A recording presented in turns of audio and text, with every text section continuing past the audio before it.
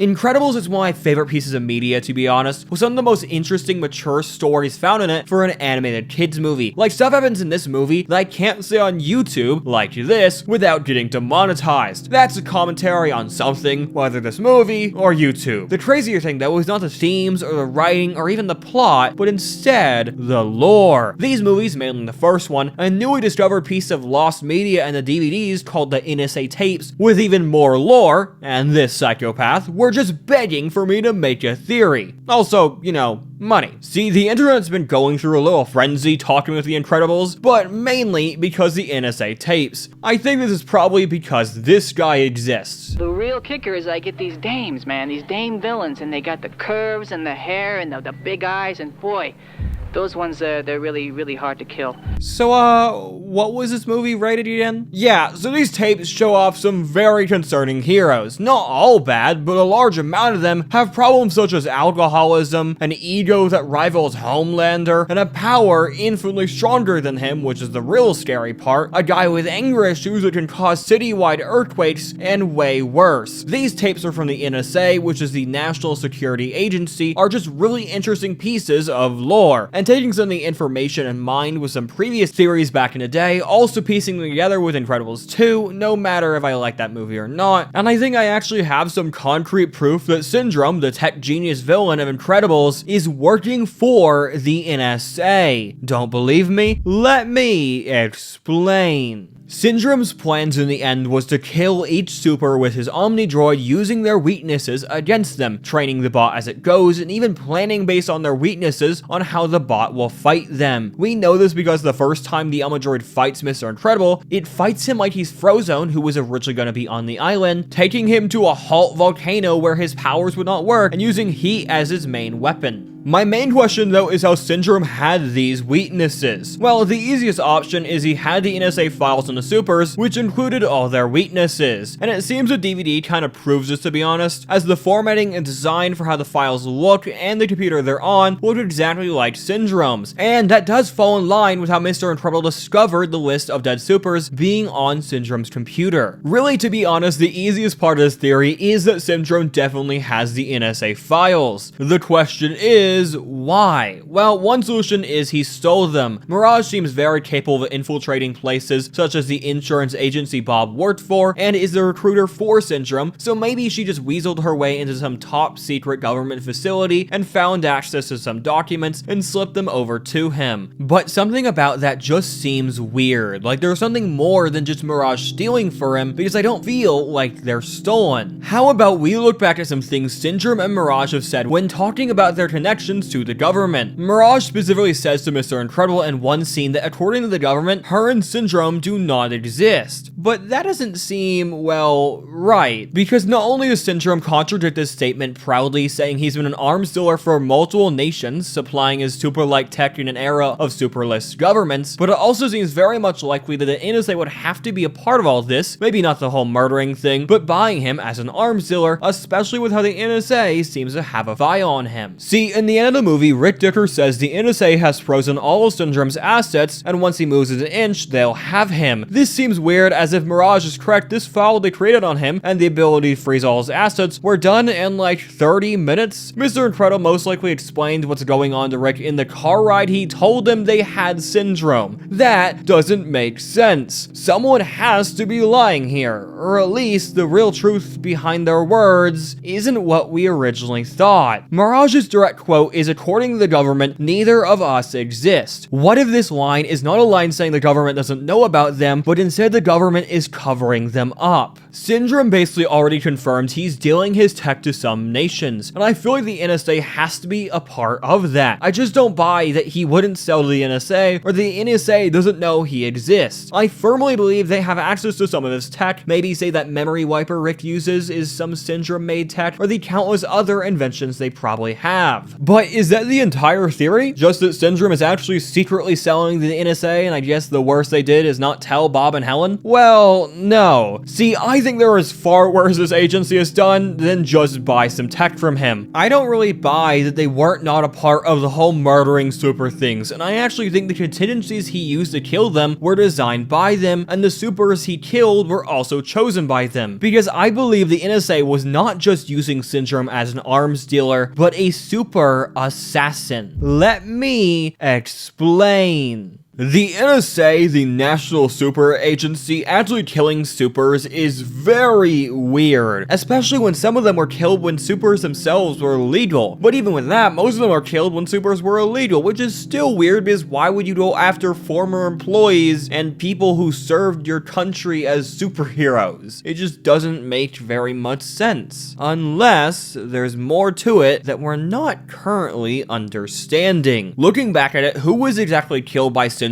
is actually all supers the NSA would not want running around, especially when supers are illegal. The easiest is Gazer Beam, who after supers went illegal became a super advocate fighting for super rights and becoming legal once more, and he also actively stayed a hero for a good while even when they were illegal, very much going against the NSA. These and a few other reasons I'm going to mention as a whole later on are plenty enough reason to take Gazer Beam out, as if you don't, he would never stop fighting for super rights and getting in the way of the NSA. The next easy kill is the very famous and probably why you clicked on this video, Gamma Jack. Jesus Christ, this man is crazy. Gamma Jack is an egotistical, crazy, sexist super supremacist with powers that could destroy an entire city like a nuke, give people cancer if they're around him for long enough, and the strength of Superman. This man, simply put, is a time bomb waiting to go off with an explosion that could level everything, and even the NSA files themselves say he is highly dangerous and to be closely watched, probably because the whole supers are superior thing and, you know, the NSA making them illegal. There are many other heroes in this verse that the NSA would probably want gone after supers are made illegal, from the guy with anger issues who can cause earthquakes and now his only outlet was taken away, or a super who was once a villain that they recruited and has a history of swapping sides. Heroes like that just kind of make sense to kill, or heroes like Gazer Beam who would fight the illegal status of him and fellow supers. It also seems that NSA probably had Mr. and Mrs. Dever assassinated, the parents of Winston Dever in Incredibles 2, mainly Mr. Dever, who was an active super rights activist and close friends with Gazer Beam, who was assassinated for the same reason, so maybe the NSA had him and his wife killed. Probably did. It makes way more sense than them somehow getting killed by two robbers who break into a 4-story mansion with high active security, and instead of just stealing, actively murder the people inside. But really, no matter what supers end up dead because of Syndrome, I think all of them kinda would benefit the government, mainly because of something Rick Dicker himself says. The reason why he couldn't help Bob anymore with the relocation thing. Money. Supers are just simply put too much work for the NSA, especially when they become literally illegal and aren't even benefiting them anymore. They randomly throw people through buildings, sometimes switch sides between good and evil, sometimes are just basically evil but still pretend to be a hero, and all cost them way too much money. The government simply can't afford the collateral damage supers are causing in both their legal and illegal days. You have to remember the whole reason they're illegal is the NSA was sued by people who were saved by supers. The US government's National Super Agency had to be contracting out the genocide of supers and assassinating their supporters to Syndrome to stop the overspending on supers who aren't even legal anymore. But I also think there's a more personal and intact reason why the government is doing all this. In the words of Screenslaver, you are no longer in control. They are. That is what Screenslaver says to the people when supers first return and she's fighting Elastigirl, and that's what the NSA fears. Losing control over the supers and losing control of their people to them. Supers aren't even legal yet, and people are just happy and glad they're back as Elastigirl goes on talk shows breaking the law. What will they do to beings who can level cities with anger issues, or walking cancerous atomic bombs who believe they are the superior race, other than try and quietly get rid of them with the one guy who supposedly can, Syndrome. And that's why Syndrome is allowed to do all these assassinations. See, out of all the heroes the NSA would want dead the most, Mr. Incredible himself would be on top of that list. He's the very reason why supers are illegal, the cause of a major amount of lawsuits that cost the NSA millions of dollars, and of course is Syndrome's greatest enemy. But for some reason, it didn't seem like the NSA had any plans to go after him until Syndrome found him himself. And I think I know why. While I wholly believe the NSA and Syndrome are working together and are way more anti-super than they should be, I still believe that Rick Dicker has a soft spot for the Pars, specifically Bob. Now, whatever that may be, probably because he's helped him for the longest, or was a close friend before supers were illegal, it is very clear he doesn't want to kill Mr. Incredible or his family. The greatest evidence of this is that Syndrome doesn't know that Mr. Incredible was A, married to Elastigirl, or B, even had kids. This is information the NSA should have given him, especially with his hatred for Mr. Incredible, unless someone like Rick withheld it. But I sadly don't believe that it ends there, as no, the NSA simply put couldn't let any super, but especially Mr. Incredible, run around causing so many problems, from revealing who he was, or at least using his strength in so many occasions, to literally being a vigilante. He had to be stopped for good. But maybe that doesn't mean having to kill him. Well, until Syndrome found him and used him for his personal grudge. But NSA-wise, I'm sure they had ways to discourage Mr. Incredible from his illegal path without taking him out. What if instead of taking Mr. Incredible out, the plan was to take out someone close to him, being Frozone, who he got into being a vigilante? We know the original target was Frozone, as Mirage made it clear they were changing targets, and the original bot was made for Frozone, taking him to a volcano, and on the computer with the status of supers, he is missing because they were after him. The best piece of evidence that this is Dicker's exact plan comes from himself actually, though. You weren't much help.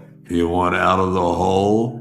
First, you gotta put down the shovel. That's what Dicker says to Mr. Incredible after doing another time of illegal vigilantism. Time and time again, he tries to help him, to find a way to get him to put down that shovel and be a father, not a super. But he can't, so he gives the task to Syndrome. And it would have done perfectly if Syndrome wasn't Syndrome. Now, the one weird thing of note that I have not mentioned is the potential that the NSA is working with other villains than just Syndrome. See, one thing that simply never made sense was supervillains in the Incredible Universe, and more importantly, where they went when supers went illegal. We see them when supers are illegal, fighting Mr. Incredible and Elastigirl, and well, we hear of them a bunch in extra material, so like, we know they exist, and we see them immediately when the Pars come out of hiding like a day or so later, and after like a week later after that, we immediately have a citywide plot with the Screenslaver. So my question is, where were they for 15 years? Why did the supervillains also go into hiding when the NSA made supers illegal? The whole thing with supervillains is they break the law. Well, it would make sense if the supervillains are working for the NSA just like the supers. Okay, here's my batshit crazy theory. Let's go. The NSA has a bunch of supers on payroll to stop villains and even petty theft like the beginning of Incredibles. This isn't because they have a rapid supervillain problem though, as they also have supervillains on payroll too to challenge the supers and in return give the NSA control over how the people perceive them. No matter what, I think what the NSA wants is control of its people, and it uses supers to create that by having them fight supervillains, winning, and because they're working for the government, bringing more wins to them. Remember, this is Cold War era America. America pride is like a big thing and very much something the NSA is investing in, making sure its people feel protected because supers and well, the NSA have their back. It unites them all on a villain attack because Elastigirl is there to save them, or Mr. Incredible, or Frozone, or even Gamma Jack. The fact they are willing to hire Syndrome to actually kill supers show their morals are non-existent. And while they have a history of using dangerous heroes or villains turned into heroes as basically public celebrity soldiers. But when supers began to of course cause problems and cost them money, getting out of the goodwill of the people and while hurting the NSA, they were swiftly made illegal, and all those supervillains, well, were dealt with. Whether they were killed off, or paid off, or just made sure they would stop somehow, the NSA managed to get control of the situation with the help of Syndrome. But then Syndrome goes off the deep end and lays an entire attack on a whole city, and even that he tries and fails, letting supers save the day. And now, well, supers are back in the goodwill of the people and loved once more. But times have changed, and because the NSA took a strong stance on being anti-super, people are against the NSA and pro-super, taking control from the US government and putting it into fully rogue illegal superheroes. This is not good, and they will try everything they can do to stop it. So they do villain attacks, blame them for damage to the public, and try to paint them in every perceivable way as the bad guy. But for some reason, Saul Goodman's helping them, so the NSA isn't doing great. Until someone comes knocking on that door and asks to help. But before that, I like to prove that the NSA is even worse than we thought. Don't believe me? Let me explain. See, you would assume the extent of Syndrome and the NSA working together stops at a straight attack of a major city with a giant robot, as that feels a step above what we've done before, right? They wouldn't actually approve of the attack. No, that's crazy, right? No, they wouldn't do that, would they? It does seem kind of like they did. We don't see any police try to stop them, and way more importantly, no military action after multiple jets fly into the city and a giant robot appears, you know, in a major city in the US during the Cold War. The US government is probably in its most paranoid state it's ever been in, so you can't tell me for a second those jets and Omidroid and really Syndrome wouldn't get shot out of the sky like immediately. Think about it. Currently, to our best knowledge of the NSA, a large amount of supers have been killed by Syndrome, and their problem is kind of going away. What Syndrome's plan wasn't just to murder supers, it was to become the only super, as he sells tech to foreign nations to make money on the side. So maybe the NSA is actually on board with all of this. Having one super who isn't even super completely working for them, and on board with the anti-super thing is super useful. As when Syndrome appeared, the people immediately grabbed onto him and were happy, until he failed. Maybe this is because of tensions with foreign nations, again, Cold War, or maybe it's because Syndrome threatened to sell to foreign nations they didn't like. Whatever it is, I believe for the sake of national security, pride, and uniting the people under one man, the NSA is perfectly worth maybe a few deaths and some property damage. Really, the only thing I think the NSA is not on board with is Syndrome losing and then dying to a jet turbine. Probably not planned. So, is this the end to the NSA's plan? Well, once again, no. As well, the NSA's plots don't exactly end in Incredibles 1 or any material before it. No, they're still plotting even after Syndrome is gone. With Screenslaver. See, in Incredibles 2, when Frozen convinces Elastigirl and Mr. Incredible that Winston Dever is all good and on their side, he says he trained under Dicker. That is normal and all good on the surface, but with his theory in mind, things get a little more interesting. But I also don't think it's as simple as Winston was actually evil too and just got away with it. No, I think it's way more complicated. See, Winston generally feels convincing in how he isn't a bad guy and very much seems to actually be pro-super. But there is someone else in his family who very much isn't.